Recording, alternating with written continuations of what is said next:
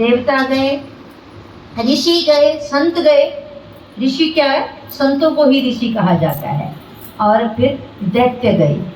तीनों भगवान शिव जी के पास चले गए। जब शिव जी के पास तीनों चले गए तो तीनों के मन में भाव उठा। क्या भाव उठा? शिव जी रामायण का पाठ कर रहे थे, रामायण पढ़ रहे थे, और देवताओं ने रामायण की याचना कर दी, प्रभु हमें भी रामायण चाहिए।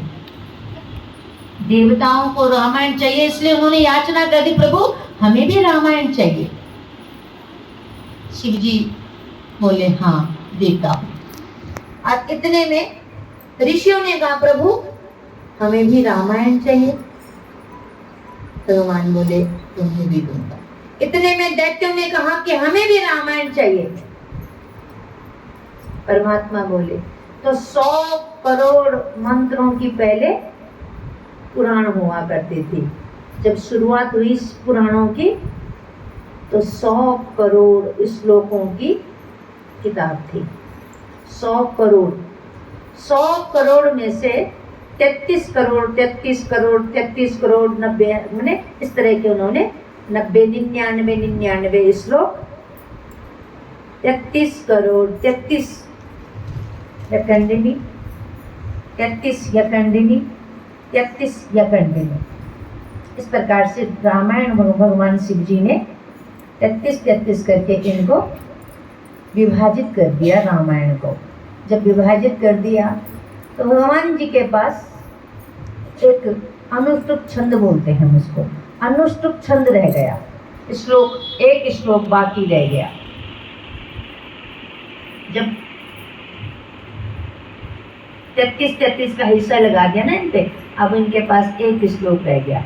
एक श्लोक में भगवान शिव जी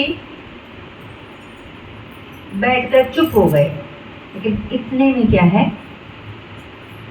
कि देवताओं ने कहा कि आपके पास जो ये श्लोक है ये हमें चाहिए।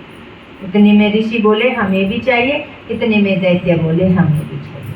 भगवान ने क्या कहा कि अनुष्टुप छंद का जो श्लोक, अनुष्टुप छंद, एक अनुष्टुप छंद में कितने अंक होते हैं पता है आपको? 32 अंक होते हैं।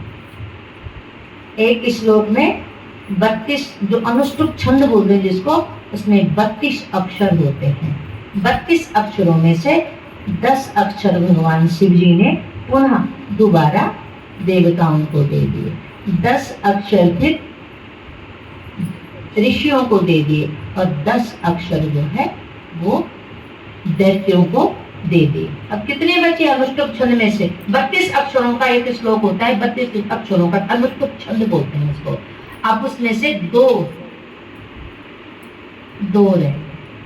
दो नाम, अनुष्टुप छंद में 32 अक्षर होते हैं, तो 10 अक्षर उनको दे दिए, 10 अक्षर उनको दे दिए, 10 अक्षर उनको दे दिए, और तीनों में 30 अक्षर बांट दिए। अब 2 अक्षर बाकी रह गए। 2 अक्षर में से क्या हुआ कि भगवान शिव जी बोले कि ये 2 अक्षर में किसी को नहीं दूंगा।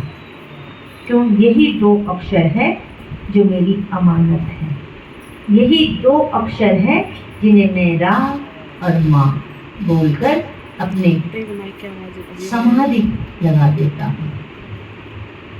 राम बोलकर मैं अपनी समाधि लगा देता हूँ। तो ये राम शब्द का जो है बहुत महत्व है दुनिया में। वैसे तो हमने तत्वार्थ रामायण खोल रखी है, लेकिन आप सुन रहे हो कि शिव जी की शिव पुराण में भी सती का आता है, और शिव जी का भी आता है, दक्ष का भी आता है, और यहाँ पर भी आ रहा है। तो हर पुराणों में भगवान जी एक हैं।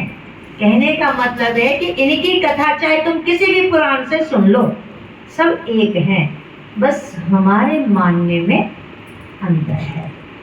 परमात्मा निराकार निर्ब्रह्म है, माने निराकार ब्रह्म स्वरूप है।